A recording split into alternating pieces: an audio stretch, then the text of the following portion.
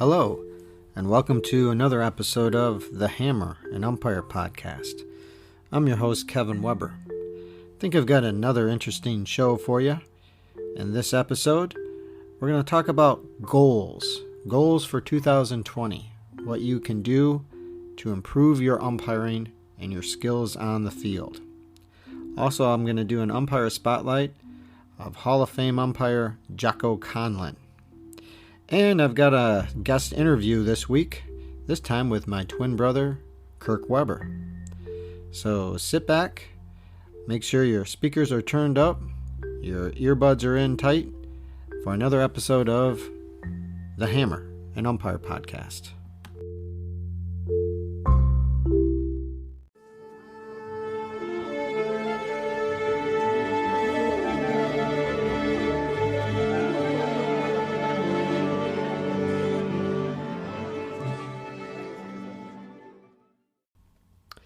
This week's umpire spotlight is Jocko Conlan, the Hall of Fame National League umpire who worked from 1941 to 1965. So if you're one of our older listeners, you possibly might remember him working some games or seen him on TV. Anyway, he was elected to the Baseball Hall of Fame in 1974, and he was the fourth umpire to earn that honor. Jocko was born in Chicago. His dad was a police officer and got killed when he was younger. And he wanted to be a ball player. And he came up through the minor leagues for 13 years before he finally got his shot in 1934. So he played some of the 1934 and 35 seasons with the Chicago White Sox before things turned and became an umpire.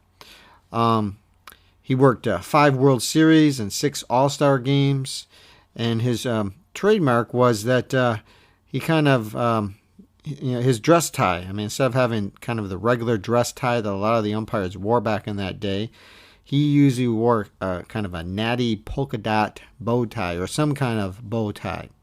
Also, he made his out calls with his left hand because, he was left-handed, so that's what he did, and that was acceptable at that time.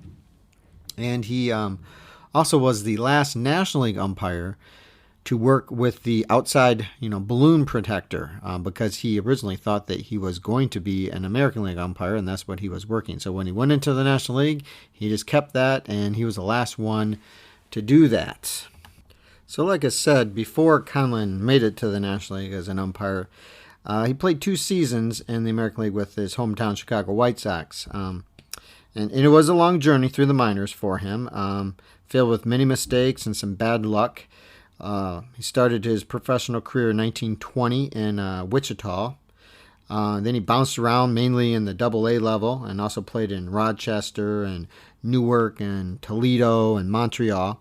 He was a good ball player. He was a career 300 minor league hitter with his best season coming in 1924 when he hit 321 with 12 home runs.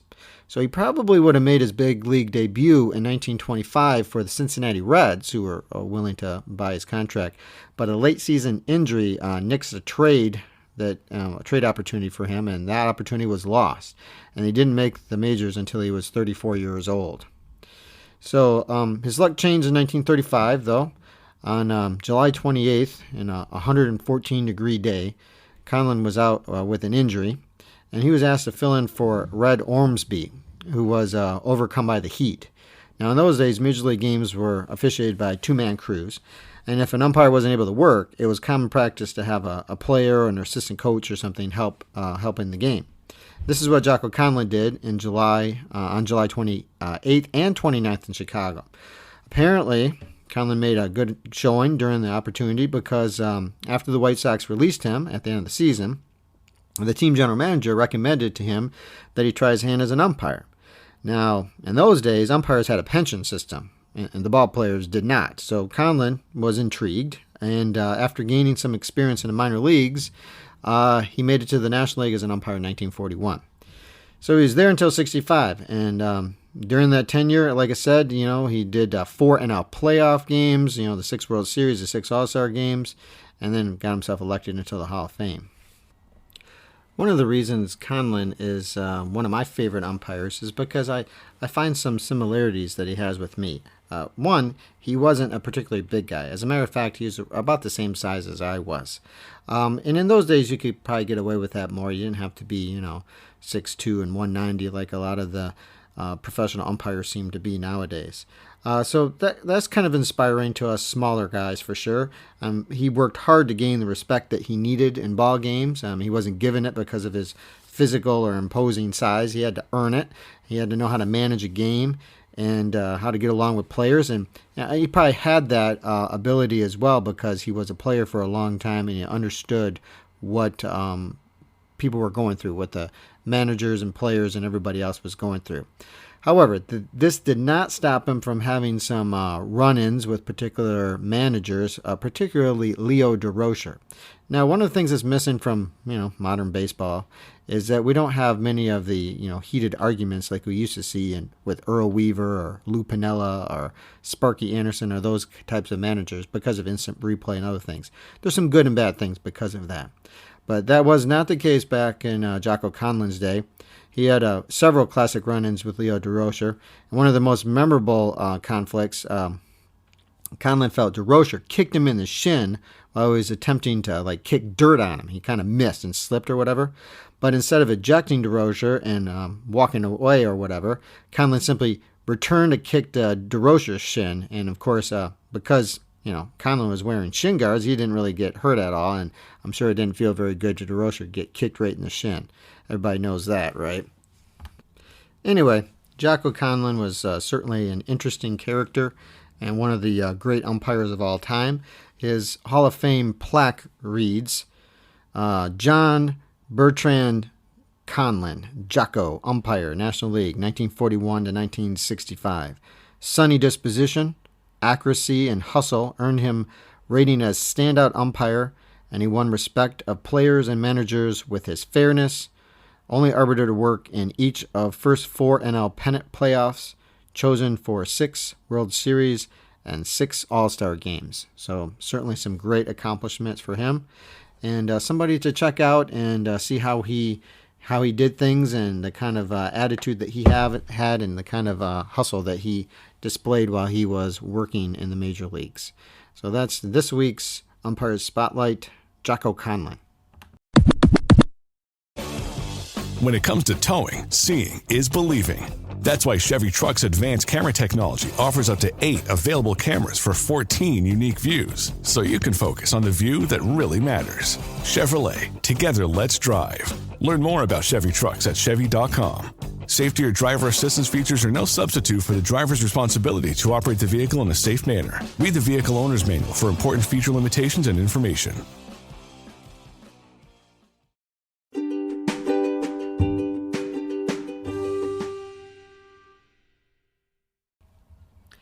The past several off seasons, I've tried to take the time to set goals for myself for the next season, and I suggest this to you as well. I know some of you are more accomplished umpires than I am, but you still can certainly set goals as well for what you're trying to accomplish. For those of you that are just new to this and you're coming along, certainly you can do that as well. I think anybody can do that at any level. I mean, if you're a major league umpire down to a little league umpire, everybody can do this. And I'm not talking about goals as far as I want to work these kind of games, so I want to work this level, or I want to work this championship game and all that kind of stuff. Those things are not in your control. Your assigners are going to assign those to you or not, usually based on what you did last year frequently. So you don't have control of those. I'm talking about goals like I'm going to get better at my timing when I'm calling balls and strikes. I'm going to work on how I see plays at third base when I'm working 2-man, like tag plays and things like that, right? Like a steal play or any kind of play that might be at third base. Or for that matter, how I'm going to take steal plays at second in 2-man or any kind of format that you're working, 3-man or 4-man. Those kind of things. You have control over those. You don't need to have a million goals. You know some things that you're a little bit weaker on. Maybe some things have been pointed out to you by other umpires or coordinators or supervisors. Maybe they haven't, and you just know that you need to get a little bit better at it. If you do those things, then maybe the other goals that are out of your control might happen. Now, some of these things can happen if you work on them, if you go to a camp and get some instruction, or you talk to an umpire that you respect that has knowledge about it. But some of it is just doing a little research on your own and working on it each game. So like in the past, I've worked on, like a few years ago, of course, I thought my timing was too quick, and I've been told that in the past when I first started umpiring for sure. So I've worked on that. Now I need to work on it every year. I think everybody needs to work on timing. That's something that it's a constant battle for everybody at some form or another, whether it be on the bases or when you're behind the plate.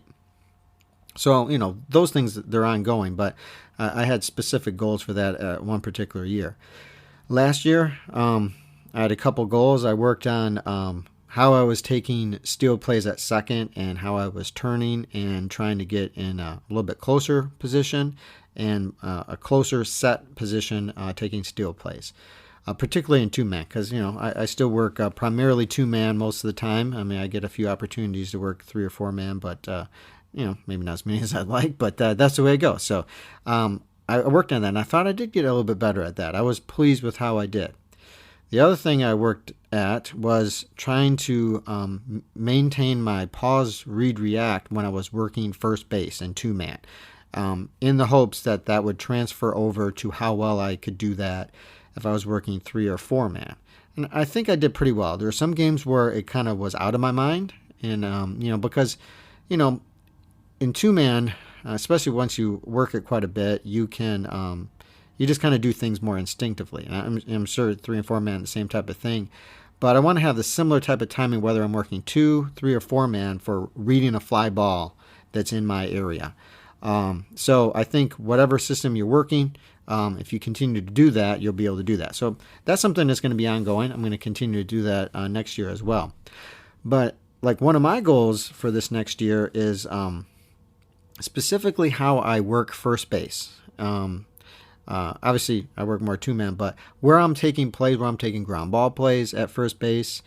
I was watching some videos lately on Facebook through the United Collegiate Umpires Facebook page, and they have a website too, unitedumpires.org, which is a great organization. It's been around a couple years. Alex Skandalis is kind of the guy that runs the website and runs a lot of stuff in that organization. But Chris Marshall, one of the D1 coordinators, does a lot of the instruction what they have down in Florida. They do the Russ Matt and those kind of things like that. And they have several videos from several of their instructors. Some of them I've had the privilege of meeting a couple times, like Jim Jackson or Scott Taylor. And so they had a series of videos on working first base, which is obviously very important. A lot of plays happen at first base. I think sometimes I take certain plays too far into fair territory, whereas there's more plays I could take, 1 to 3 feet off the line. Of course, you're more likely to be able to do that if you're working 3 or 4-man. You can take those plays there, whereas if you're working 2-man and there is an overthrow, then you've got the play at second or third base. So sometimes you got to be a little bit farther along. So I need to work on that. I need to work on how I'm getting set with my body and turning my head. He had a whole video on that. Chris did, anyway, Mr. Marshall. And I think I can incorporate that into what I'm doing as well. And, and also just when there is a poor throw, how I might be able to get read steps better. I feel like I can work on that on all my bases, but particularly at first base. So those are some things I'm going to focus on for next season, and along with the other things that I'm always trying to work on as well. I'm interested to know what you plan to focus on. I put a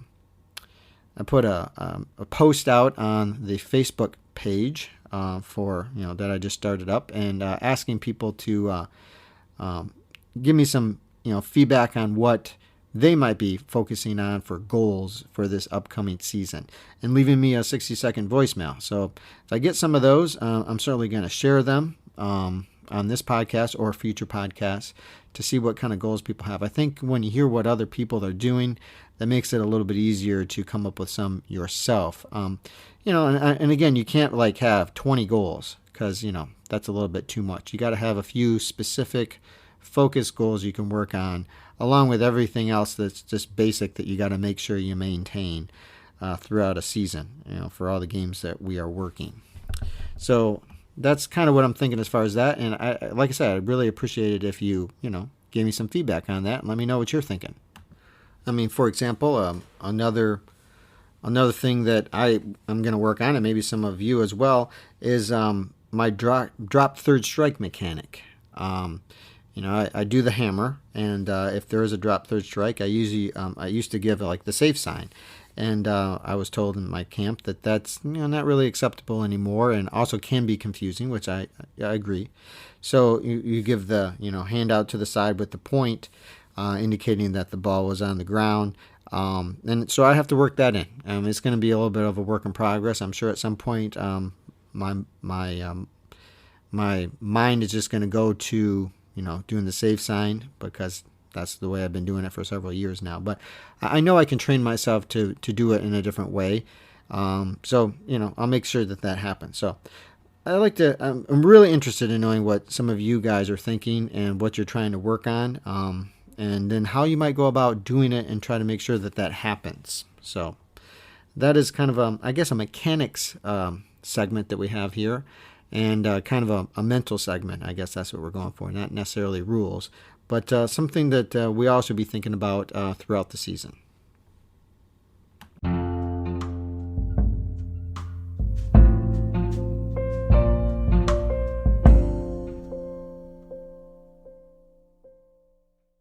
Pause here. Welcome back to The Hammer. I've got a special interview for this segment with my twin brother, Kirk Weber, who is a person that has some experience with umpires, living in Troy, Michigan, in the Detroit area. His daughter plays travel softball, and his son has played travel baseball and is now a high school baseball player in that area. Kirk and I also, just as a side note, record a podcast together called Double Take, which is on all podcast platforms, or most of them anyway, which you can check out. We talk about sports and culture and geek out on a variety of things.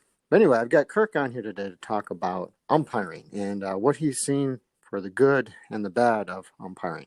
First, I'll ask you, Kirk, what do you think makes a good umpire? When you see an umpire in a game that you're watching one of your kids play in, what makes you think, oh, that person's probably a good umpire? Well, there's probably two things that come to mind. One is just the visual. I know that, you don't always want to just judge people by how they look, but I think it's important with umpires to come out and look like the part, look professional. Normally the umpires that I see are just, two people umpiring, same color shirts, stuff like that would be good. But most parents don't pay attention to that. But I know with having a brother that umpires, and just being a big baseball person, that's a big thing. But, I've seen guys come out wearing shorts when they're umpiring, like the bases or even the plate. And obviously that's not matching the other guy, I've seen a guy one time that spent the whole tournament with his short sleeves rolled up so it looked like he was wearing a tank top because he had pretty good guns on him and he wanted to get some sun on those. Guns out, sun's out. Yeah. That's right. And while I appreciate the, multitasking, it looked ridiculous. And I oftentimes when I see these things, I send you little pictures of things like, look at this guy, If you're that guy that is the look at this guy, that is not a good start. And then you already are, I think, from my angle, you're always dealing with the problems that other umpires probably have caused in the past. Most of the time people don't remember good things umpires did, they remember the bad. So they previously had a bad experience or something like that. And then they see this, that just already puts you behind the eight ball. The other thing that I've seen with lower levels, whether it's USSSA stuff or even sometimes in high school, but more kind of lower stuff, is people just don't know the rules. And then they think because they're the umpire, they can just yell their way through it or something like that. And I mean, it's not about judgment calls and things. It's just more about just know the rules and look the part. That's a great way to start. I probably at any level. I mean, you guys are more familiar with that than I am, but that would be the thing.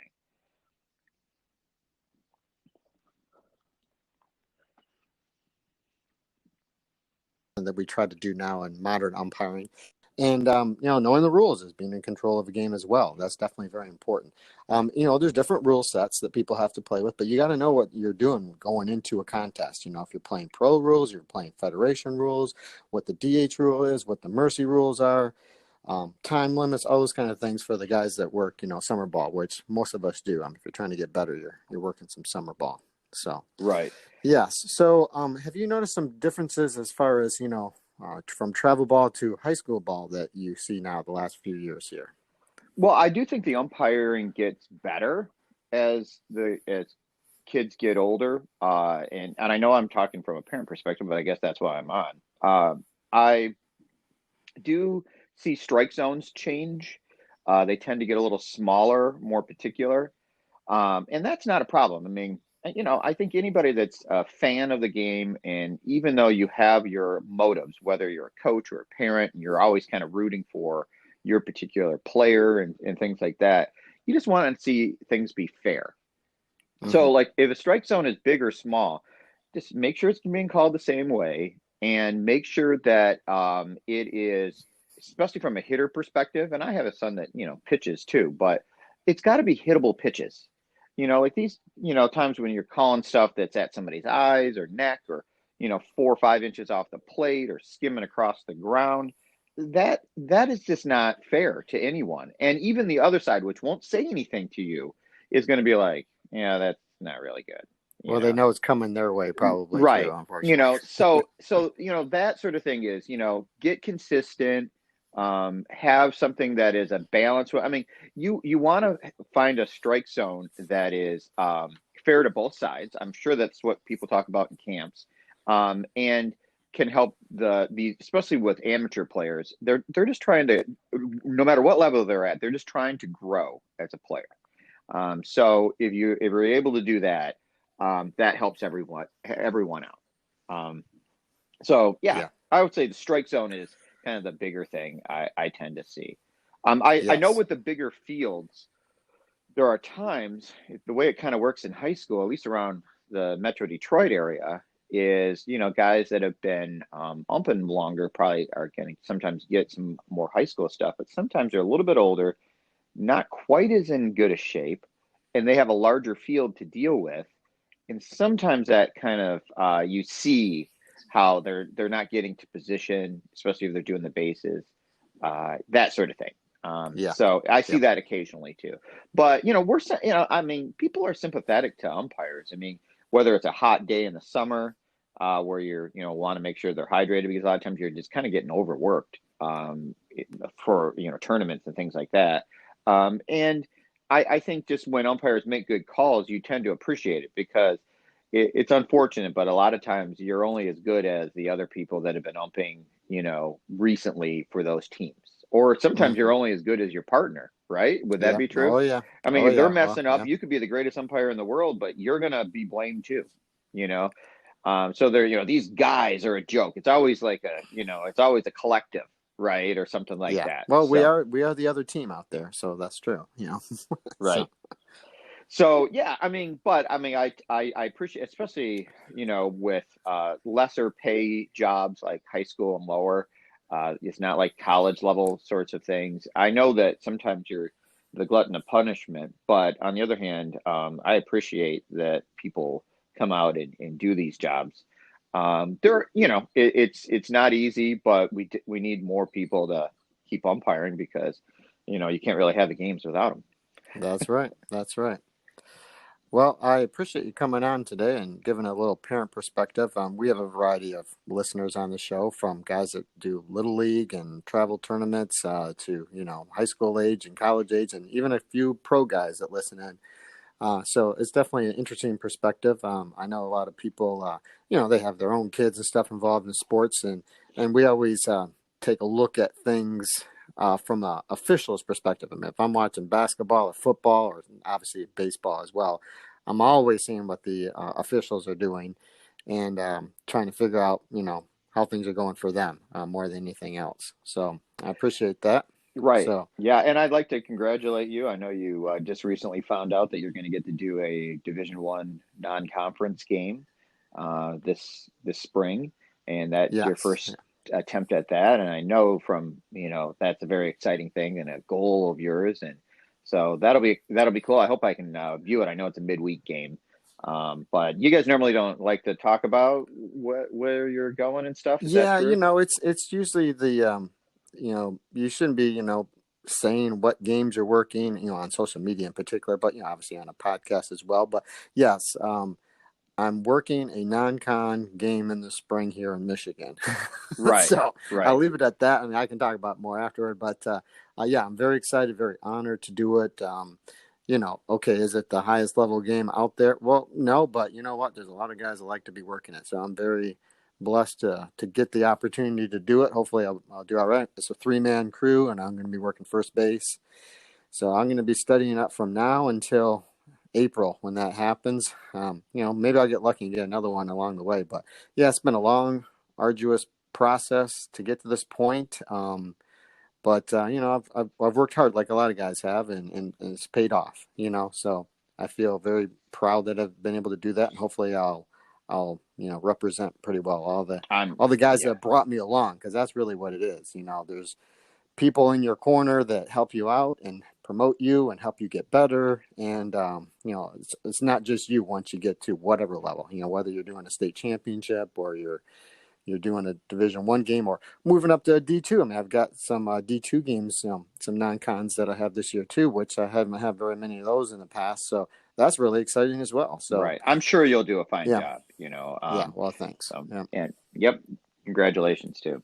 So, Yes. All right. Well, thanks for coming on, Kirk. And yeah, like I no said, problem. if people want to hear more of us talking about other things other than umpiring, check out Double Take, our podcast that we do together, usually once a week. So, Yeah. all right. Well, take care, Kirk, and I'll see you down the road. All right. Bye. Bye.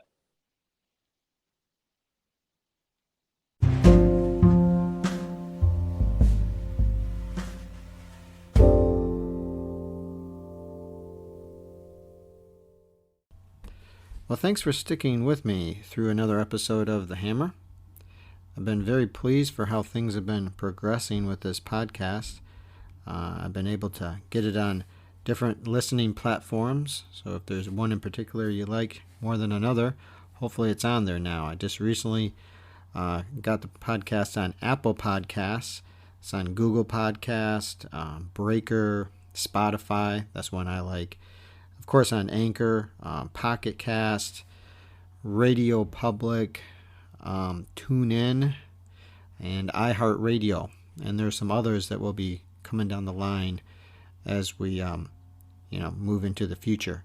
I know for sure that if you have like an Alexa at your house or something, you can just ask TuneIn to play the Hammer and Umpire podcast, and it'll just play it right on there. So if that's easier for you, go for it. Also, we've got listeners now from all over the world. We have some listeners in Indonesia and Canada. Of course, the United States is the bulk of where we have our listeners, and some 20-something states all over the country. We have people listening. I haven't got to like maybe Hawaii or Alaska yet, but maybe that'll be coming soon. But the continental United States, we're pretty well there. I'd like to start doing some segments on equipment and favorite equipment that people like to use. Like, what's your go-to mask? What's the mask you found has been the best? What's your go-to chest protector, shin guards, or other equipment? What types of umpire pants do you like the best, or the brand of umpire shirts and jackets and hats that you like the best? So if you have any feedback on that, you can, of course, email me at spinalfusion06@yahoo.com, or you can leave me a voice message, through the Anchor app. And also I have the Facebook page, which has just been started up. I've got quite a few followers now. So you can certainly look on that page and also directly message me through that. It's at the Hammer Podcast and you can just search on Facebook for the Hammer Podcast, and you should be able to find it pretty easily and like it and join it and join in and do some communicating with me. So that's pretty much all I've got for this week. Until next time, keep calling strikes.